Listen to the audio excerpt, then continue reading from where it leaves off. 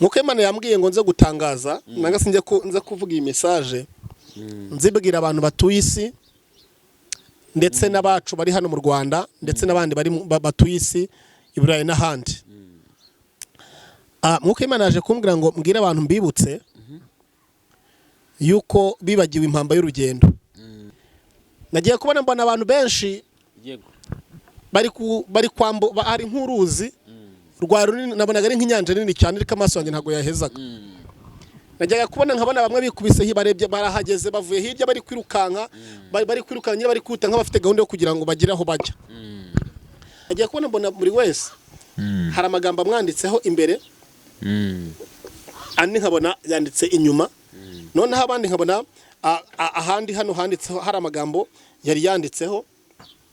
Ayo magambo yari yanditseho najya kubona nkabona agiye ashonga amagambo. Numva ngize ubwoba bwinshi kuko buri wese bagafite nkangaha kwambuka byagoranaga ntago byashobokaga. Nkuko Imana aravuga ngo aje kurobanura kandi abantu bari bagomba kwambuka inyanja. Nkuko Imana aje kumbwira ngo mbwira abantu bafite iPhone, amatelefone ya iPhone. Amatelefone ya iPhone harimo icyo bita, nkuko Imana aje kumbwira ngo hari umudayimoni wicaye muri systeme mo hagati. Uwo mudayimoni uteza irari umuntu wese ku buryo umuntu wese ubonye iPhone ubwenge butakara agahita yibagirwa ko ari umuntu w'Imana cyangwa se watoranijwe. Niyo mpamvu kenshi n'umuntu wari ufite icyizere n'ibyiringiro by'uko yategereza Imana ushobora kumutega iPhone akemera.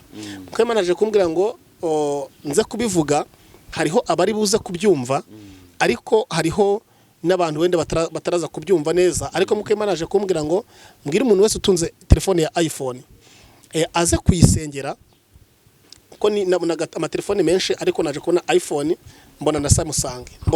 Ngiye kubona mbona nkuko umuntu yaba afite telefone gutya nka gutya, mbona arafunguye gutya, mbona ndavuga se kubera iki bagiye gusengera iPhone. Ngiye kubona mbona telefone ayifunguye gutya, ayifunguye kuri cover y'inyuma. Ngiye kubona mbona muno inyuma havuyemo nk'intozi. Izo ntozi nyinshi zivamo zirasimbuka, izindi zirarumagura. Nkuko Imana arambwira ngo witegereje neza, ndavuga ngo nitegereje. Ngiye kubona mbona za ntuza zivuye muri iPhone, za ntozi ziri kugenda ziraruma umuntu wese. Nkuko Imana arambwira ngo Satani yinjiye mu matelefone no guteza amarari urucane cyane urubyiruko, abana b'abakobwa ndetse n'abasore, kuko abo badayimoni nabakurura abantu bose. Umuntu wese ukozemo, umuntu wese ufashe kuri iPhone ubwenge bugahita butakara, agahita agira ibyimbye, agahita avuga ngo ese, agahita yumva arayishaka. Ku buryo umuntu wese yakumva ashaka iPhone, umudayimoni urimo, ku buryo umuntu wese yakumva ashaka iPhone ukaba wamukoresha ibyo ushaka. Wamubwira ngo ryama iyambika ubusa, wamubwira ngo gira gute, akaba yabikora ariko akabona iki iPhone. Kubera ko Satani yamaze kumenya yuko ari igikoresho gikurura urubyiruko benshi cyane.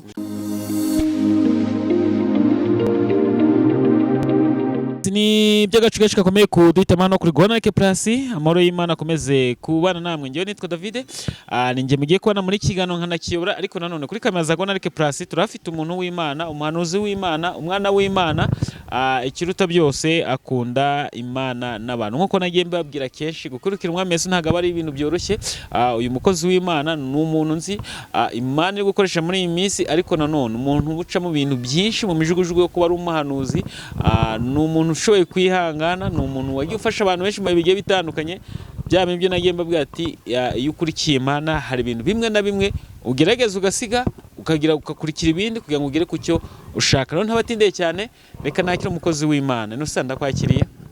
Urakoze cyane kunyakira David. Mumeze mute? Mbaho tumeze neza, turashima Imana, turakomeye.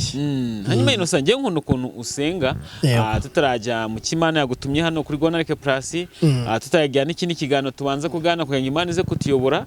Reka tugusabe udushyire imbere y'Imana. Yego, murakoze. Reka dusenga Imana. Amen. Mana, mu izina rya Yesu Kristo wa Nazareti, terasi le bosha inimanda. L'entrée de votre à la binimanda chez les côtes à la binima. La von play entre la chaîne imnahai lo saividi mante la côte à la binimai. Imla haini le lo shaim la hail hila moshande manda. Labo brego jivi l'entre di boshain mnahai. Love etra do shine mande kota bini vande side ma oria boshain mande sila bonima. Allez-vous play l'entrée do shine ma kita sia bonima. Ole mante sive l'entrée de sia bonima entre le boshain mnahai. Alove preda kota la bishati manivo onima. Amen. Amen. Yego. Hanyuma nongeye kuguha ikaze n'akaribu hano kuri Rwanda Like Plus. Yego. Abantu dukurikiye akenshi bamenyere ko Innocent tuganira nawe ari mu bihe by'amasengesho. Umeze ute mu bihe by'amasengesho Innocent? Bo meze neza, ndashima Imana, ndakomeye. Ndashima Kristo. Umurimo w'Imana uri kugenda neza. Uri kugenda neza cyane. Ndashima Imana y'amahoro. Ubu bivuyemo cyangwa ugiye kubyinjiramo?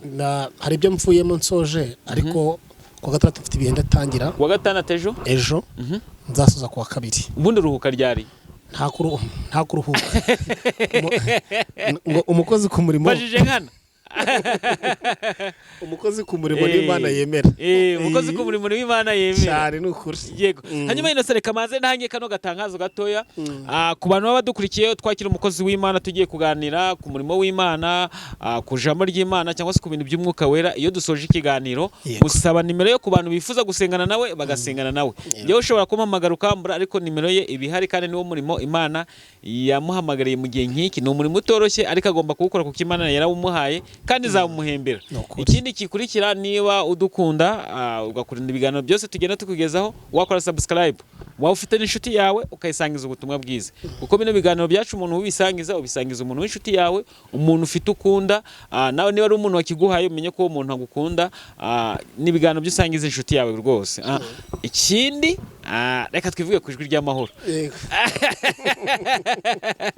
Irindi tangazo nabaha Innocent ushobora kutabona no kuri Rwanda Like Plus ariko hari ahandi hanatambukira izivuga butumwa. Hari abantu benshi bagenda bibaza ati se umukozi w'Imana twamubona ubundi buryo ukumva bari kumusaba kenshi ntago byakunda nyabuneka. Mureke mbabwira ukuntu mama umusaba ngo nge muzina buri munsi ku munsi mubona ko murana abakozi b'Imana ntago byakunda, ahubwo umva igishoboka ni kimwe nuko afite ahanatambutse ubutumwa umunsi ku munsi kujwi ry'amahoro. Amen. Se ko iki wahisemo ijwi ry'amahoro Innocent? N'izina ryera bigaragaza ijwi ry'amahoro. Amahoro ni umuntu uri muri Kristo Yesu.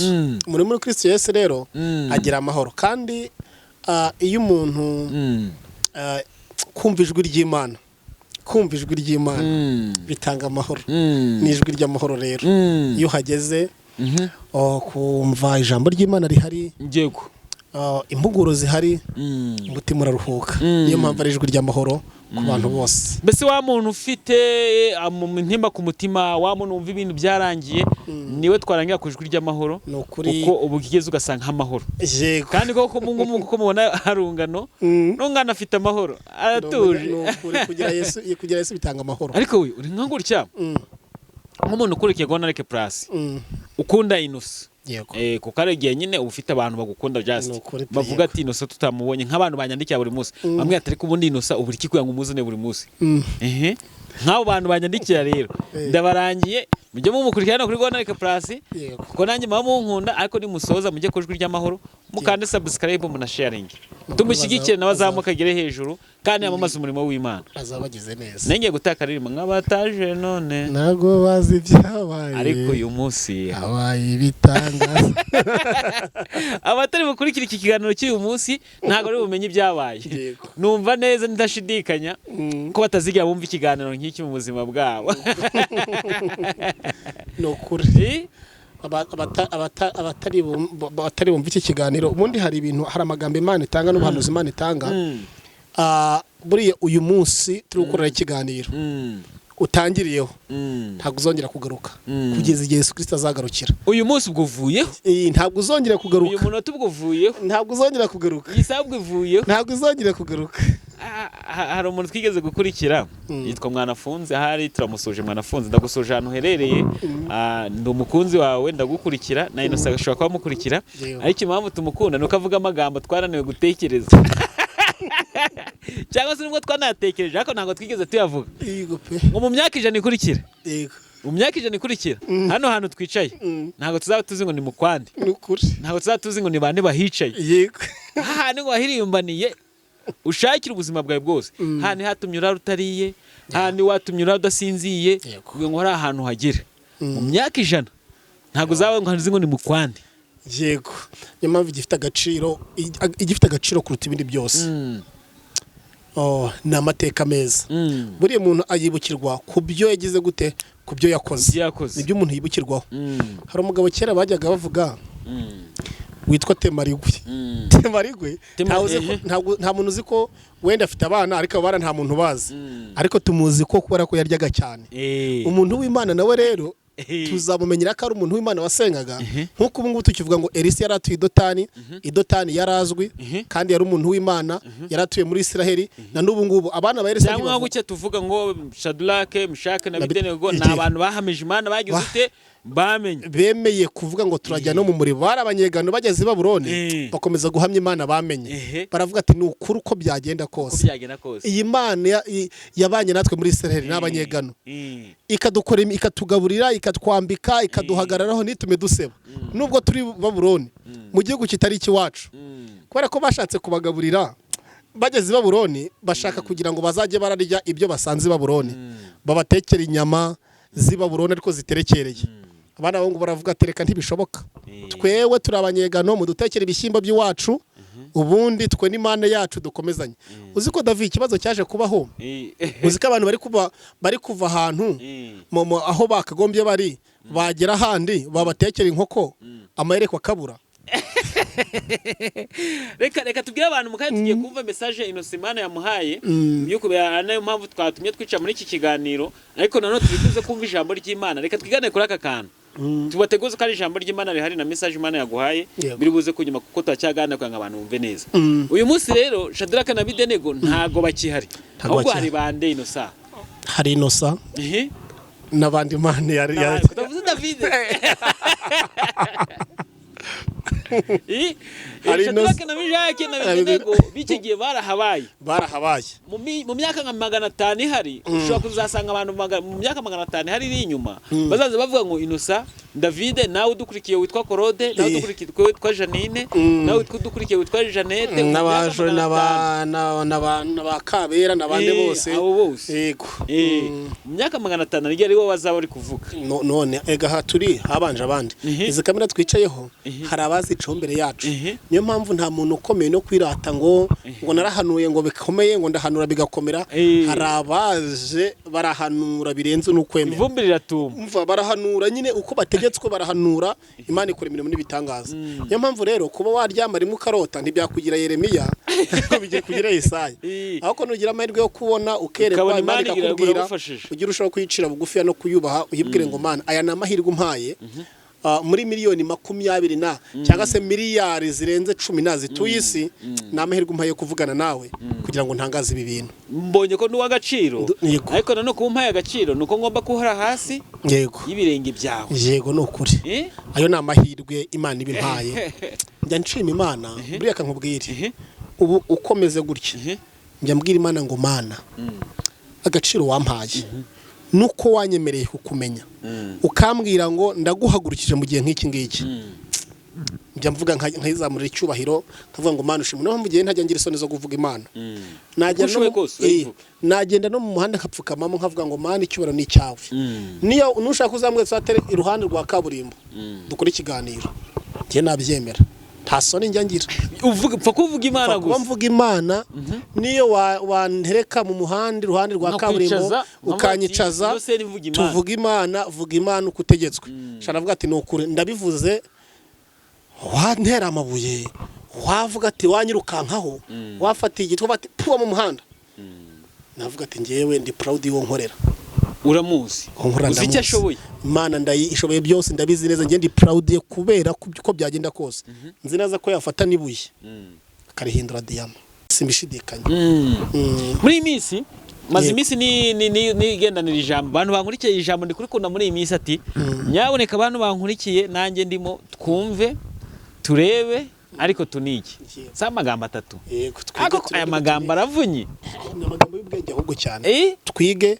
oya twumve turebe oya turebe twumve tuniki yego sa magambo 3 magambo 3 pe ariko akomeye kureba ukumva ukaniga ugakuramo amasomo si ibintu bitatu koko ari ibiteye agahinda ryo umuntu areba akanumva ariko kwiga bikamunanira buraniye rero abantu benshi Imana irabigishije ariko kandi isi ikwigishije ntufate iragusibiza ukaguma hahandi ukazageza igihe wiga kandi koko n'ababyiga mwabibuka kera twiga iyo wigaga ntubona amanota kwimura wagumaga hahandi uzageza igihe ubonye amanota akwimura bikarangira rimwe na rimwe bamwe bavuyemo byanze burundu bakarambirwa kuvamo rero ni kwa guhura n'ibibazo n'isangana ryinshi kuva mu ishuri koresha imirimo y'uburetwa kuko ntabwo ukora imirimo ye bize ukora imirimo igoranye iyo wize unica muri ofisi ukavuga ati narize ahantu nageze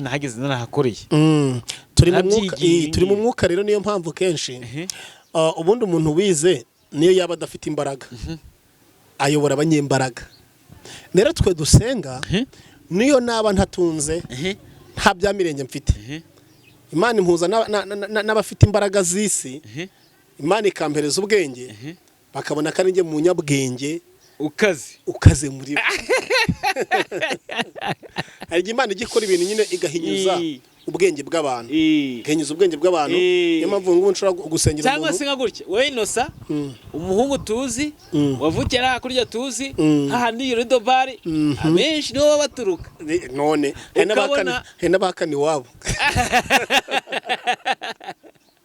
ukabona umuntu tuzi wavukiye muri bya bintu nibyo bavuga ngo ni hahandi iwabo w'abasenze njya numva ngo abantu iwabo basenze nyine bahumva mbese iwabo w'ahantu w'umuntu wasenze muri bisubizo iyo ngiyo ukabona aje gukinira Innocent akavuga ati ndamburaho ikiganza nigeze ndambura ikiganza ku muntu ukomeye muramburaho ikiganza ndamusengera azajya amukora mu ruhara nkavuga ati iyera we ati kora naha ati kora naha ngaha ati kora naha ugakora no kundi ati kora naha ngaha iyera we kishakoze numva ndanezerewe utekeranje ndavuga ati dore kuko aciye bugufiya akaguha agaciro nawe mu maso y'umubiri ntago mwahura nta nubwo byashoboka ko mufata n'umwanya kuba yanyemereye byonyine gusa abadukurikiye tugiye kujya mu ijambo ry'Imana ariko nyaburika mumanze mwumve aya magambo ni amagambo agize ute aremereye murebe mwumve ariko mwege ni amagambo atatu hari umuntu ushobora guhita yumva akavuga ati se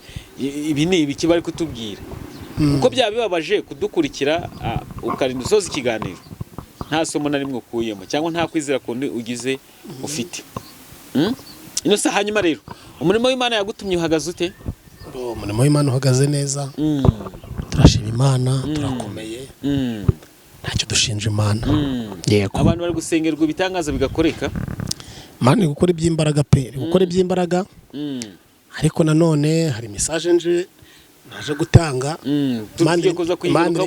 Imana irimo iributsa abantu bibagiwe iri kubabwira ati dore bageze ku nyanja itukura mutaraba amaso ngo yige koga hakiri kare ntabwo ari buyambuke kandi kuyoga ni amasengesho ni training yo ku umuntu ashobora kwambuka inyanja rero umurimo w'Imana turi kuwukora uko Imana ibishaka turi kugerageza turi mu isi nk'abantu basanzwe bakugana akenshi uri hano nase nawe warabibonye njye namaze kubona ko isi yugarijwe n'ibibazo intambara cyane ibibazo by'ubuzima uburwayi kuba ubuzima ubona nta mutekano ufite muri iyi si yego muri iyi si ntabwo ari iwacu yego tubyemere ariko hari ukuntu byagombye koroha nibura nta kuntu byagombye kuba bimeze kuri iyi si nta mahoro ahari amahoro ari muri Kristo umuntu wese ufite uko waba umeze kose ibyo waba ufite byose nta mahoro ahari amahoro ari muri Kristo niho hari amahoro ushobora kuvuga ngo ndaryamye ndasinziye ndumva rwose uko biri amahoro ni muri Kristo Yesu amahoro ni mwari rero umuntu wese wabuze amahoro ntabwo yashakira mu kabari ntiyashakira mu mwuga ngo wabenda bavuga ngo ni indangamirwa ariko mu mwuga w'uburaya nangahe amahoro nyamahoro nyayo ahubwo n'itegeko numvise ngo kugura indaya ngo bigize icyaha none se nyine naguze ko se leta igenda yigisha n'abantu discipline ari none umuntu twaganiriye ariko niba ari byo baza kunyandikira muri comment ngo mu mujyi uri kuvuga gutembera bakubona mugenda ukata imirongo ya zigizaki ngo bakahita baguhuisha muri ka koma k'abashoferi ugenda n'amaguru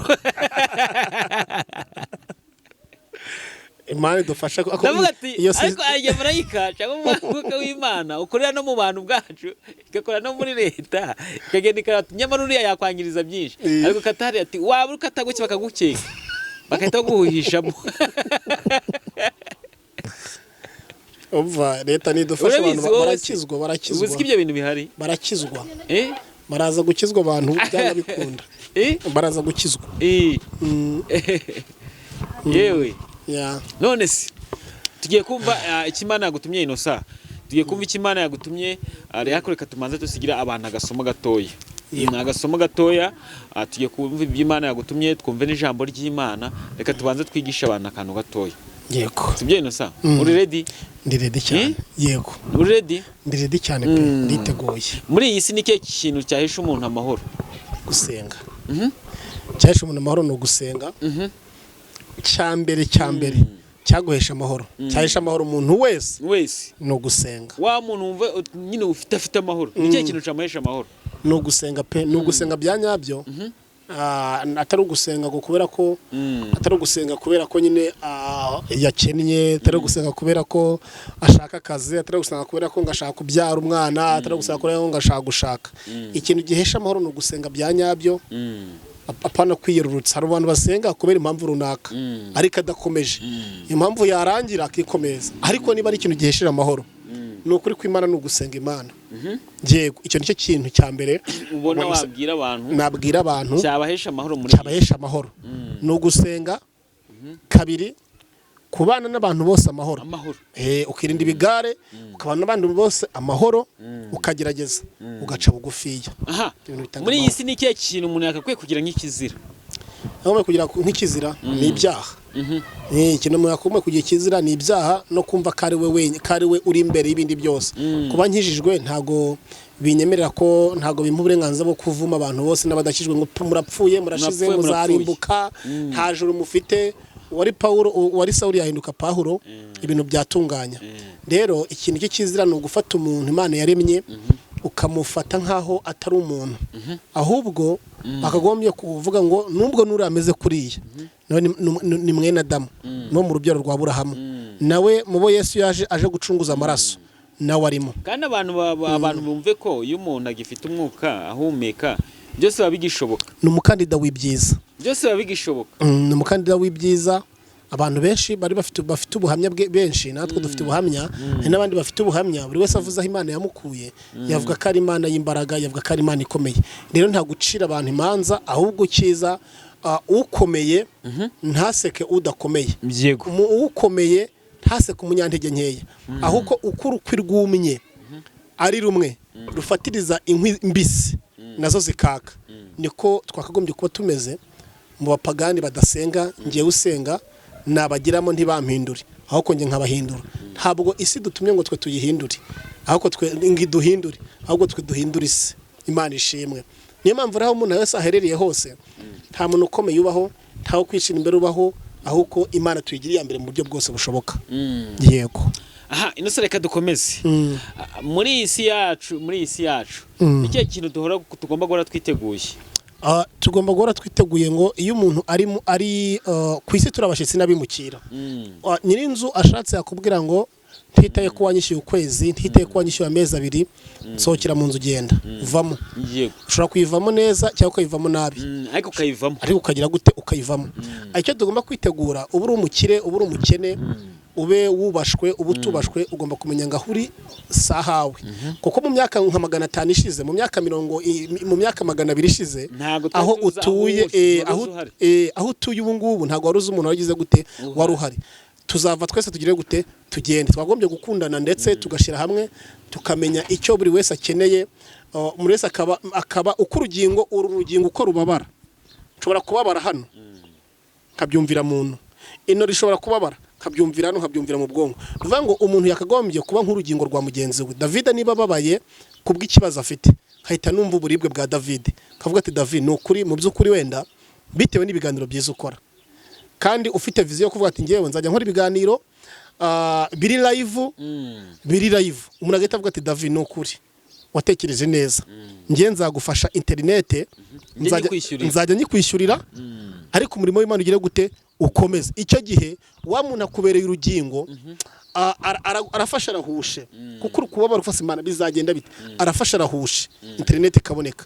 Rero twakagombye kuba tugize gute tumeze gutyo, buri wese akaba urugingo rw'undi, buri wese akaba urugingo rw'undi. Rero aho utuye uyu munsi nashaka bari mu kwawe, kuko n'ibipapuro byanditseho ngo imyaka 99. Imyaka 99 bivuze ngo uzaza akahatura ntabwo naye bazamwongera 99. Nivuga ngo ni uruhererekane, wubake ugire gute, ubicyamamare ugire gute, ariko uzanahava ugende. Igifite agaciro n'amateka meza, kandi icyubahiro Imana yaguhaye ntikizatume ugikoresha mu nyungu zawe, ugikoresha mu nyungu zawe bwite, ugikoresha kujya utesha agaciro umurimo w'Imana, utesha agaciro abantu Imana yaremye, wumva ko ari wowe ugezweho wa mbere.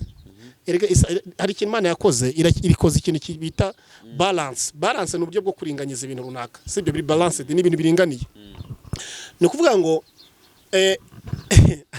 abantu amafaranga ntabwo bajya baringanira, n'amashuri ntibaringanira, n'imibereho ntibaringanira, ariko urupfu rurabaringanyiza. Urupfu reka turekere aho ngaho.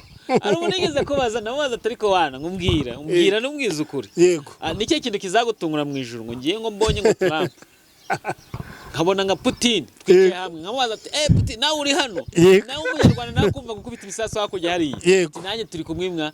Baza Trump ati ngo Trump nawe uri hano, ngufate perezida wa Kanaka burya ngo nakurebaga.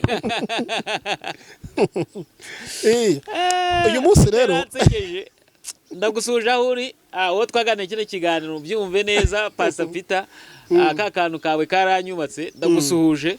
Mana amahoro ikomeze kurinde, kuko yavuze akantu nakumva twe tuvugana na Trump. Yego, twe tuvuga nk'abantu, ariko mu gihe cyose umuntu ariho. Icyo nakundiye Imana rero, Imana yo muri Afurika n'Imana y'I Buraya ni Imana imwe. Buriya Imana yararinganije, iringaniza icyo kintu, imaze kukiringaniza ishyiraho umuco, ishyiraho nuko umuntu wese azabora, ishyiraho umuco ko ibyo umuntu yaruhiye byose atabijyana. Ni ipantaro imwe, inkweto imwe, isokisi rimwe, agapira kamwe, metero kuri metero, hasi kuri mirongo ingahe, ubundi bikarangira. Ariko Mana, ariko muri 20 muri katumuririmbe twinjire muri gahunda zazindi. Komeza umbaze nta kibazo tukomera katuje mu mwanya wo kuvuga ya message Imana yaguhaye. Ahubwo nico ngiye kubwira abantu twizere. Yego. Icya kabiri twihana. Yego. Icya gatatu dukurikira ubutumwa Innocent Imana yamuhaye, kuko tugiye kumanza twumva message Imana yamuhaye, yatumye tuze kwicara hano nitusoza tuhita tujya mu ijambo ry'Imana. Abantu bazi neza ko nkunda ijambo ry'Imana, ko ntakora ikiganiro ngo ngene navuze ijambo ry'Imana. Gusa nawe sikubizi, no kuri kw'Imana ko kwizi nabyo rwose. Rero ku bantu badukurikiye, mwizere, mwihane, ariko nanone mukurikire ijambo ry'Imana, mukurikirane n'ubutumwa Imana yahaye Innocent ngatugezeho. Yego. Innocent ni karibu. Imana ishimwe. Reka turimba 21 mu gakiza. Uramfasha kuyiririmba? Ndagufasha uko nshoboye, ariko indirimbo yanjye nyine nanjye yihanganire. Mfasha kuririmba indirimbo 21. Uyu muririmbyi rwose ndamukunda cyane. 21 mu gakiza. Kamanza nyirishake nyigereho. Mu gakiza 21. Nuhagira umbwire nanjye duhita twikomereza twiririmbire. 21 nahageze. Wahageze 21 mu gakiza. Muririmbyi aravuga ngo nimuze turebe imbere, dutegereze igitondo, twiringire Imana yacu, niyizakora imirimo, izirukana Satani, izategeka isi yose, tuzanesha ni dusaba, kuko Imana igitwa. Tuzanesha ni dusaba, tuzanesha ni dusaba, kuko Imana igitwa. Dore impanda ziravuze, dore impanda ziravuze, muze twese dukanguke uko Imana yacishaka yuko twese tubabera buri muntu mwitorero habuwejejwe muri ryo nshuti reka kwiganyira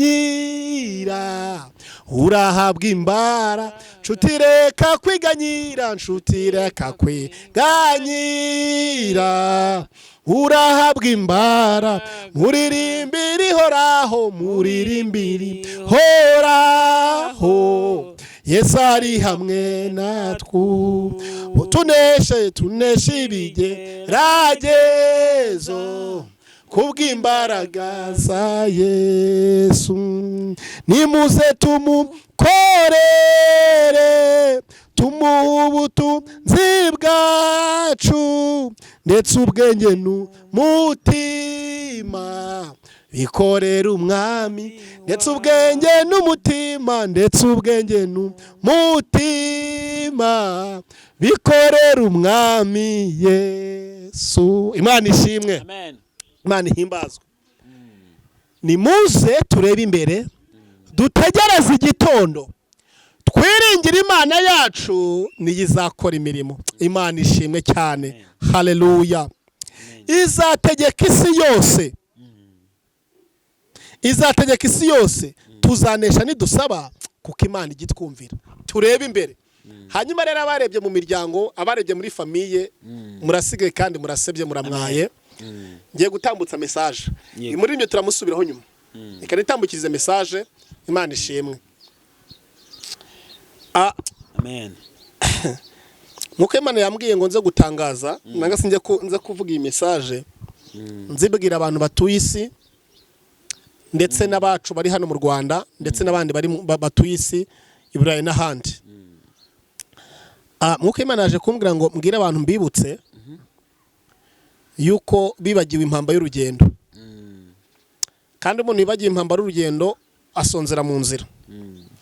Impamba yaje kumbwira ngo nagakiza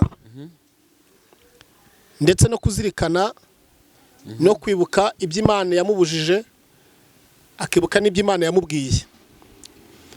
Abantu bari gukora iby'Imana yababujije bakibagirwa iby'Imana yababwiye. Yego.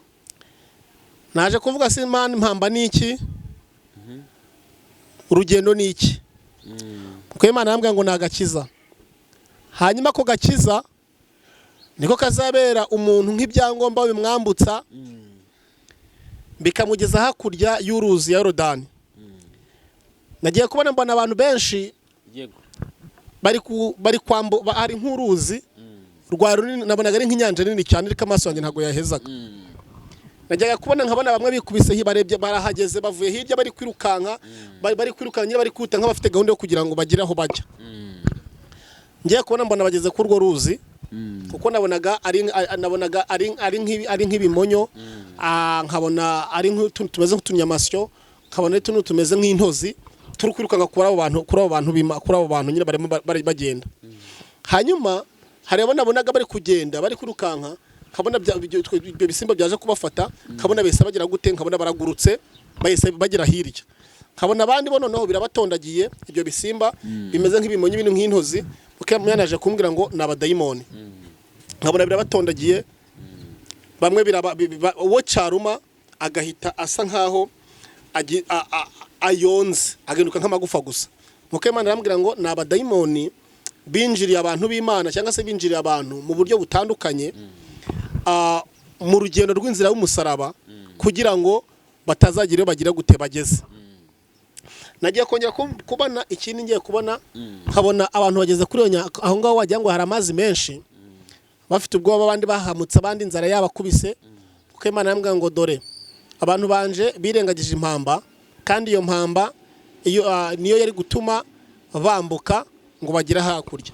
Agakiza iyo mpamba yasobanuraga agakiza. Noneho nagiye kubona mbona bamwe nkabona nk'ubwato buturutse hirya buraje bamwe bicayemo bugahita bakomezanya. Nuko Imana arambwira ngo nubutabazi. Ubwo bwato bwazaga buri mu iyo nyanja nambwa ngo n'ubutabaza kuko Imana aza guhishura amwe ngo mbe n'ubwo bwato ugiye kuzatabara umuntu uwo ari we wese nanga se ako gakiza akazatabara umuntu uwo ari we wese bitewe n'ahaherera hariho hose niyo yaba adafite igikundiro mu bisi niyo dayimoni yabishaka kumuhiga ngo imwice kubera ku gakiza igikundiro cy'Imana kizatera ubwoba mbe n'uwo muntu ushaka kugira ngo yangirize umuntu w'Imana amurangize noneho gakiza nkuko Imana ansobanura ambwira ngo na gakiza ko kwambutsa umuntu bitewe n'iyagiye natangaye nabonaga abantu bagaragara nk'ababosi ku mubiri ariko barirengagije agakiza kabona inzara bariye baricaye kwambuka bikabananira nkabona biranze numva ngize ubwoba ndavuga ati siko nabonaga n'abantu bari bakaze twa tuzi ko bakaze cyantangaje nagiye kubona nkabona n'abadiaspora bakaza bafite indege bari nko mu ndege bagira ku iyo nyanja nka essence kabira ashize gahita igwa hasi nk'ibuye rigahita yidunda hasi nabo najya kubona nkabona bashaka nko kwambuka bikanga haba indege haba iki ntinaguruke ngo yambuke ariko nkabona ubwato buturutse hirya kandi umuntu ahitaga mbona sinzi uko bigenze nkata mbona ahise yicara kubwo ubwato bikemera undi muntu agiye ngo yambuke n'amaguru ngaje hejuru ace mu mazi abone gukanagira mu bwato bikanga ariko umuntu ufite gakiza ko namanaga agakiza gasa nko kanditse nkanga hano imbere ku gatuza nuko Imana ansobanura ngo kwera ko kanditse hano ku gatuza ntagakiza k'inyuma gusa ngo ko nagakiza k'imbere abantu benshi rero bafite agakiza k'inyuma ariko ntibafite agakiza k'imbere nagiye kubona mbona buri wese hari amagambo amwanditseho imbere andi nkabona yanditse inyuma hanyuma none abafite nk'agakiza k'imbere nabonaga kanditse nka hano noneho abandi nkabona ahandi hano handitseho hari amagambo yari yanditseho ayo magambo yari yanditseho najya kubona nkabona agiye ashonga amagambo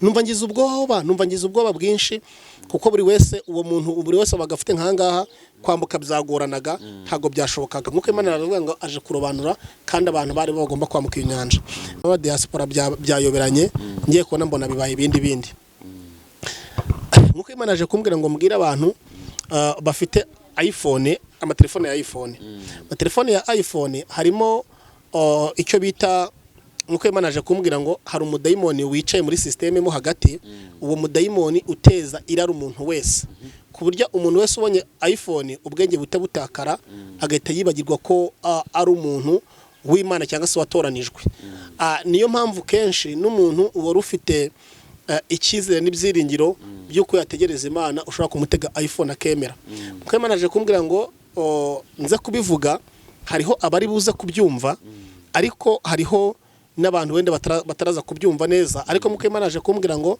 mbwira umuntu wese utunze telefone ya iPhone aze kuyisengera ko ni nabonaga amatelefone menshi ariko naje kubona iPhone mbona na Samsung ngiye kubona mbona nkuko umuntu yaba afite telefone gutya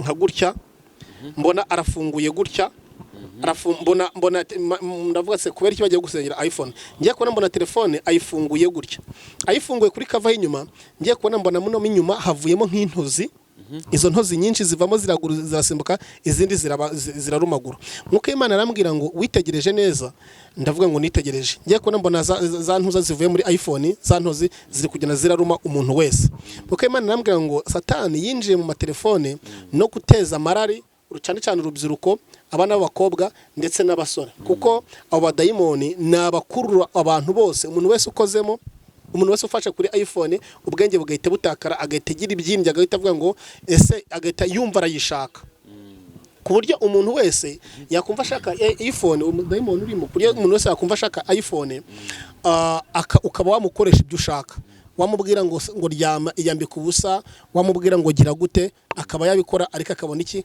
iPhone kubera ko Satani yamaze kumenya yuko ari igikoresho gikurura urubyiruko benshi cyane niyo mpamvu uko bukeye nuko bwije hagenda haza modile nshyashya noneho imitima y'abantu uko igenda irarikira n'abakobwa bagenda bararikira niko bamwe bagenda biyambura agaciro ufite 11 ufite 12 ntanyurwe hakaza 13 ntanyurwe hakaza 14 ntanyurwe hazaza n'ijana rero ko zigenda zizamuka niko abantu imitima yabo izarushaho kugenda irarikira Satani arushaho kugenda bafata kandi umuntu wese ufata iPhone ntayisengere hari ubugingo hari shares y'ubuzima bwe Satani yamaze kugira gute kujyana ntayisengere rero ntibivuze ko umuntu ufite iPhone ari uwo kurimbuka, aho umuntu wese uyifite akayisengera, kuko gusenga gutesha agaciro n'ibyo Satani yakoze. Gusenga ni nk'ikimenyetso cy'amaraso umuntu abashize he ku ruhanga rwe, kugira ngo marayika naza kurimbura azasanga afite ikimenyetso cy'uruhanga rw'amaraso y'Imana ya Kristo umwana w'intama, azavuga ati uyu nguyu ni uwatoranijwe, uyu nguyu ni umwe mu bantu Imana yishimira yatoranijwe. Ko amasengesho agiye kugenda ku muntu wese ari kujya gute ari gusenga. Byaje kurangira ngiye kubona nongera mbona bimaze iminsi bimaze igihe, ntago ari igihe kinini cyane ko ubushize twari turi gusenga, nagiye gusenga mare iminsi 3 ndi gusenga Imana. Ibyo byose Imana irabinyerekera ambwira ngo uzabitangaza, ubwo ntegekwa ko ngomba kuzaza kubivuga, ariko namaze kubisengera kugira ngo abantu bazaze bazabyumve. Ngiye kubona nanone mbona mwuka Imana irambwira ngo itegereze. Nagiye kubona mbona imipaka yose yo kwisi, mbona abantu n'urujya n'uruza, bamwe bagenda abandi bagaruka. Mwuka w'Imana arambwira ngo hari abantu bibagiwe impamba y'urugendo, kuko byose byari bishingiye ku gakiza. Ngiye kubona mbona bamwe bari gusubizwa iwabo kuri za gakondo. Izo gakondo uri kuzisubizwaho, abandi bari kurira, abandi babuze berekeza bari kurira, amarira ni menshi. Nuko Imana arambwira ngo witegereje ngo warebye abo bantu bose kureba bari kugenda, ati abantu bamwe bari kugenda barira basa nko bari gusubira iyo bari, abandi bamwe basubira inyuma, abandi bari kujya imbere. Nuko Imana arambwira ngo dore ndakenyuruje kandi ndakenyeje. Abari bazi ko aho bari abari Buraya, bazi ko hari ibisubizo byose, hari abantu bahasenza. Nuko Imana arambwira ngo inkoni y'Imana isha ahantu hose. Ntabwo aho ngaho hari Buraya bangogobera ko ngo bavuga ko bariho basenze. Inkoni y'Imana iraje ngo kandi zari iminya, bari bazi ko ari iminyafu, bagiye kubitwa inkoni ziremereye cyane. Abandi bagiye kwifuza gusubira mu bihugu baturutsemo, ariko ntabwo bizashoboka, kubera yuko ibyo Imana yababwiye nuko Imana yabayoboye, amasezerano bagiranye n'Imana ntabwo yigeze bayubahiriza. Kubera ko abari bazi gusenga, najyaga kubona nkabona bamwe bafashe ibyangombwa, nkuko wafashe ibyangombwa muri kofi ugakuramo wamara gukuramo ibidafite agaciro kajugunya. Najyaga kubona nkabona bamwe bavanyemo ibyangombwa barajugunye, kuko Imana ngo nagakiza bagezeho barangije barakajugunya, bahita bifatira ubundi buryo bwabo. Nagiye kubona none muko Imana aranyereka ubusambanyi buteye ubwoba hirya mwabira bihugu, ndetse n'inahangaha mbona ubusambanyi bwinshi cyane. Ngiye kubona mbona Yesu mu bicu, nabonye Yesu mu bicu, yitegereje ko nabonaga uko yakebukaga gutya, nabonaga isi yose ayifite mu biganza bye, yakebuka gutya, nkabona isi yose nkabona nyine ni nkuko wakebukisha kamera gutya akakwereka hano isi yose akayireba. Kuko Imana arambwira ngo witegereje ukureba. Yesu yaritegereje isi yose ari kwireba, mbabarire, isi yose ari kwireba.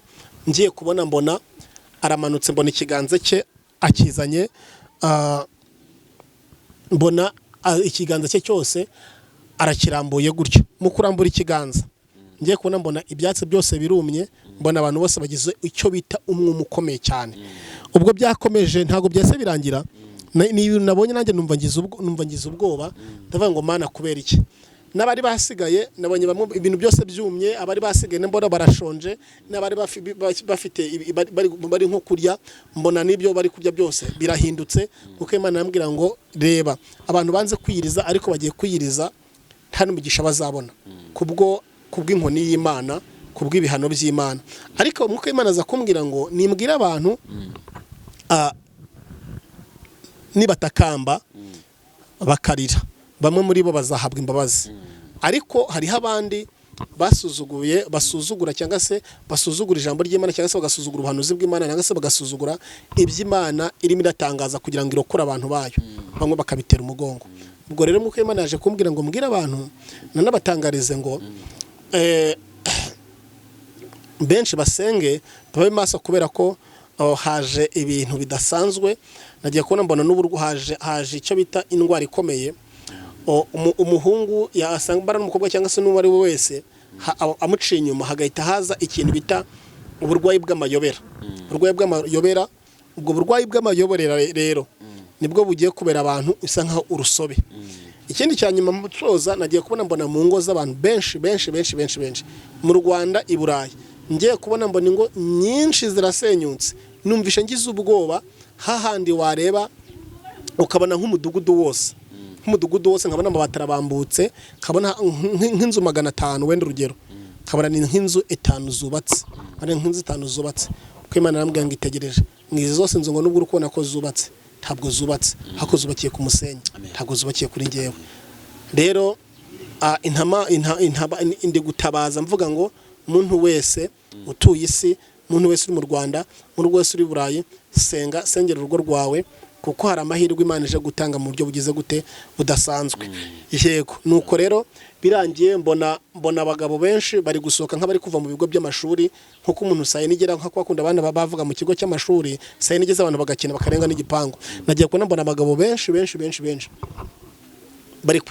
bari kwirunda mu bana b'abakobwa kuko Imana mbwa ngo n'ubusambanyi bwinshi buteye ubwoba cyane kubw'amarari y'ibyisa abantu bagize gute bakeneye bararikiye rero nagiye kubona mbona abakobwa bamwe kubyara mwuko Imana bazibinda mbona benshi Imana bazibyinda abandi kugira ngo babyare bajya kugira ngo bagiye ngo bazabyara ugasanga biranze kubera ko bababaje Imana ikindi bihano by'Imana n'inkozi y'Imana igiye kubazira yego Imana bamugisha umuntu wese ubwumva iyi message apfuka amasenge asema imbabazi n'Imana y'imbabazi yiteguye kugira imbabazi ariko utarasenga we ibi byose biramusohoraho kandi ibyo yitaga ibyishimo n'umunezero biramuhindukiramo amarira n'agahinda bikomeye yego hanyuma nagiye kongera kubona mbona abantu benshi bavuga ngo barakaza barakomeye ngo bari Burayi barakomeye bakoreye amafaranga bose nagiye kubona mbona bihindutse nk'umuyonga abandi nagiye kubona mbona batejwe ikintu bita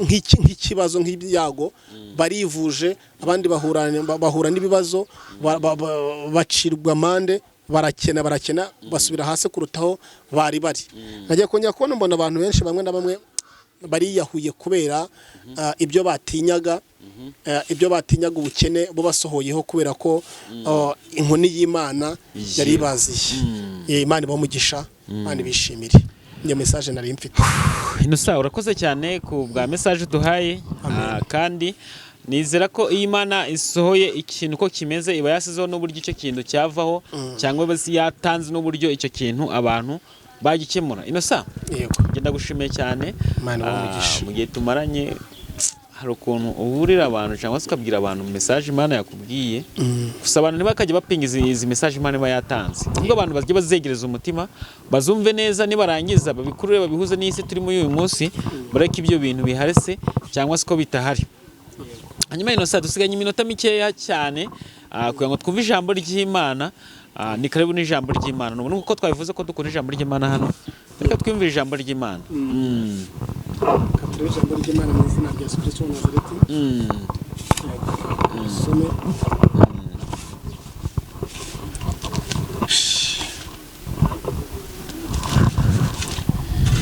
kadasome 42:18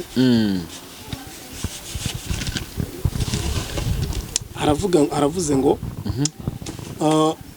ibyakera ntimubyibuke kandi byashize mwe kubyitaho dore ngiye gukora ikintu gisha uko kigiye kwaduka muzakimenya nzaharura inzira mu butayu ntembeshe imigezi mu kidaturwa Imana ishimwe amen ibyakera ntimubyibuke kandi byashize mwe kubyitaho ngo dore ngiye gukora ikintu gisha inshuti z'umusaraba ku bantu basenze Imana kandi bakihanganira ibigerageza byinshi hari ibyakera byatumye urira uvuga ngo Mana uranzi Mana bimeze bute hari ibintu Imana igiye gukorera abantu bigiye gukora ibintu bishya ku bantu bizeye Imana ku bantu bari bafite amasezerano ku bantu bababajwe n'ibihe Imana igiye gukora ibintu bishya kandi n'abantu benshi bari bazi ko bakize kera bazwi ko bakize bagize gute nabo bagiye kuhinduka hari ibintu bigiye kubacanga bigiye kubayobera rero mu bintu Imana igiye gukora bishya hari abigiye kuzamura hari n'abigiye kumanura hari abigiye gucecekesha hari n'abigiye guha kuvuga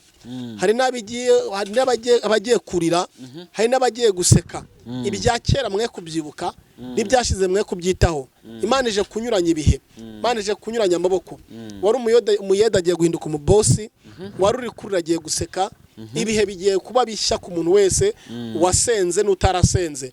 Utarasenze bigiye kuba mu buryo bumutunguye bizatuma yegera Imana cyane.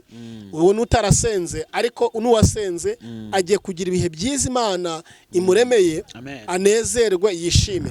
Imana bamugisha rero, haza kwifuza ko umutima yanyu Imana bashigikire. Imana igiye gukora ibintu bisha.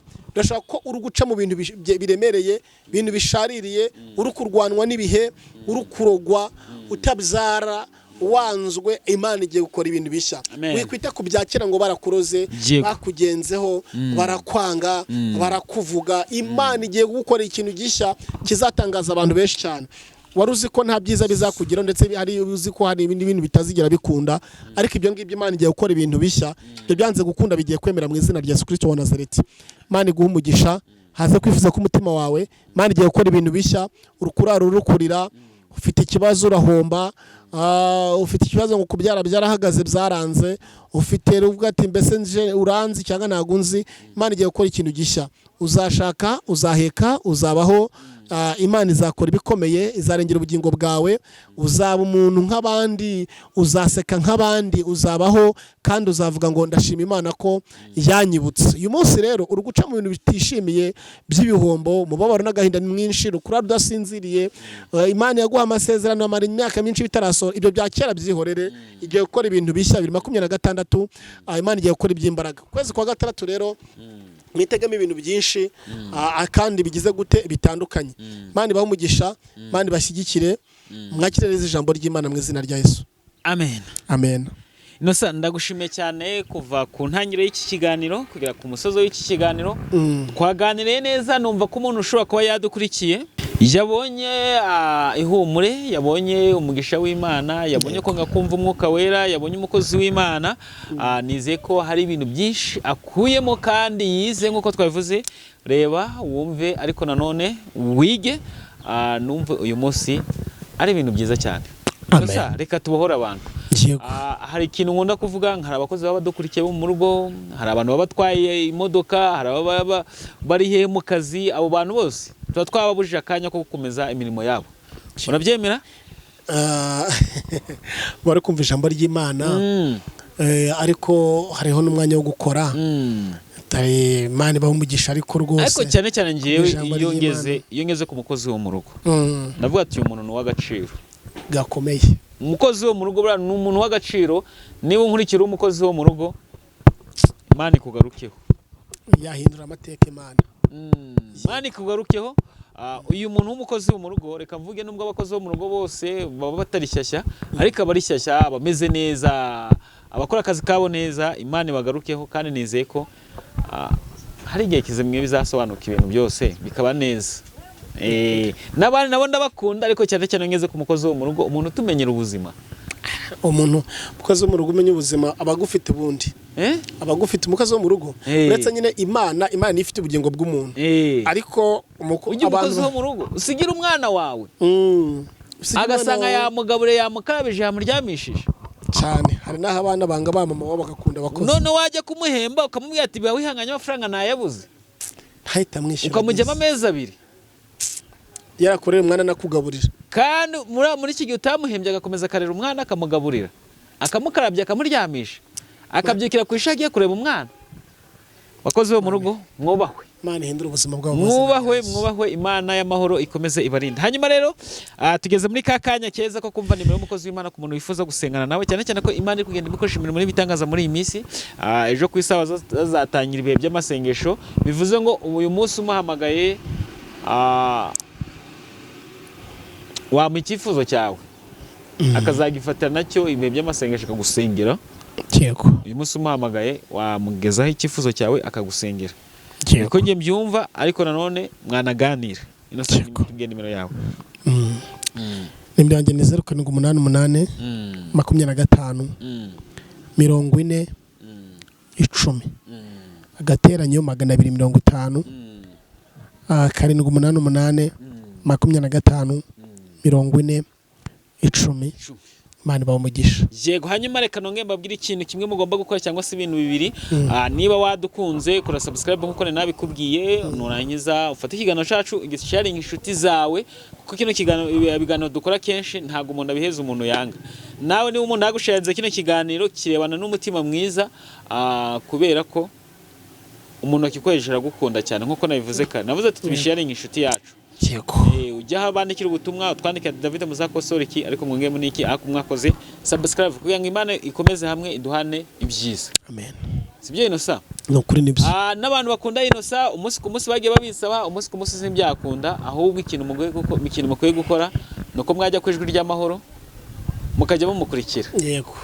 Afite ijwi ry'amahoro nyine umva n'izina, wumva aho hantu waburi na hantu heza cyane. Ugiye ukakora subscribe tukagira naho umuryango mugari. Ngiye subscribe yanjye narayikoze, nawe ugiye ugakora iyawe, twagenda tu umuryango mugari. Hajya tugeze ku bantu bangahe we? Tugeze ku 4,500. Abantu ni benshi. Ni benshi. Wasanga muri abantu Imana yemeye gukora subscribe, hari umwe usigaye kugira Imana itangiye gukora ibitangaza, wasanga ari wowe. Abantu ni benshi. Ni benshi. Wewe udukurikiye wasanga ari wowe usigajwe ngo Imana gukora subscribe, ari we Imana ihereye ikorera igitangaza. Yego. 4,550. Imana bamugisha. Abantu ni benshi. Ni benshi no kuri. Reba urusengero rwa cyabo bantu. Ni benshi. Abantu ni benshi cyane. Reba urusengero rwa cyabo bantu. Baramutse mbahurije hamwe. Reba urwo rusengero. Ni benshi cyane. Ni benshi abo bantu. Niba ushaka kwikompara neza ngo urebe ukuntu abo bantu ari benshi, reba urusengero cyangwa urebe sale cyangwa se wabaki wawe mu bukwe. Umbwiye ukuntu wabakira. Bari benshi. Cyangwa se bagutabaye. Ni benshi pe. Abantu ni benshi. Yego. Inosa, reka tugane ku musozo. Reka ngusabe usengera abantu bafite ibyifuzo bigiye bitandukanye, abantu bafite uburwayi, abantu babona ko ubuzima bwabo bwanze. Tugana ku musozo. Ni karibu nisengeshwa ngo dusengere abantu bafite ibyifuzo bigiye bitandukanye, bafite ibibazo bigiye bitandukanye. Icyambere ni ukwizera. Nuramuka wizeye ukavuga ngo Mana mbabara ndi umunyabyaha, ubikuye ku mutima nahite kubabarira, ni wizera ugakora kuri screen, uraza gukira mu izina rya Yesu Kristo wa Nazareti. Amen. Imana idahemuka, Imana ikomeye, Imana ireba, Imana ya hafi na kure, Imana itanga umugisha mu mujyi no mu cyaro, Imana itarobanura, Imana ihanagura amarira, Imana izura ibyapfuye, Imana itanga amahoro. Imana nyiribihe, uri Imana mu buryo bwose. Ndasenze nsengera umuntu wese ufite icyifuzo, ufite ikibazo runaka, mukirize ubuntu, ikiganza cyawe kimugereho, kuboko kwawe kumugereho, hindura ibyanze guhinduka, azarema ishimwe. Hari abo kubyara byanze, uyu mwanya byakemera utite ku myaka afite, kandi ijambo rivuga ngo ibidashoboka guhinduramo ibishoboka, yabyara. Umuntu udafite akazi umaze igihe kinini yarashomereye, wakuraho ubushomeri, watanga igikundiro, mu rugo ibitameze neza bikagenda neza mu bubatse. Mwami, mu bantu bagerageza byose bikanga byakemera, abantu bari kurara bicaye kubw'amarira n'agahinda n'uburwayi, wabikora bakagubwa neza. Tobelasi l'entrade qui a changé mon emanda la benevaya la sile de la kota la bienema. Hari abarwaye amaguru, hari abarwaye mu bifu, abarwaye imitsi, hari abarozwe. Umwanya ni babe bazima, ndategetse ni babe bazima mu izina rya Yesu Kristo wa Nazareti. Urakoze kumvisha gusenga kwacu, ni mu izina ryawe Yesu. Amen. Imana ishimwe.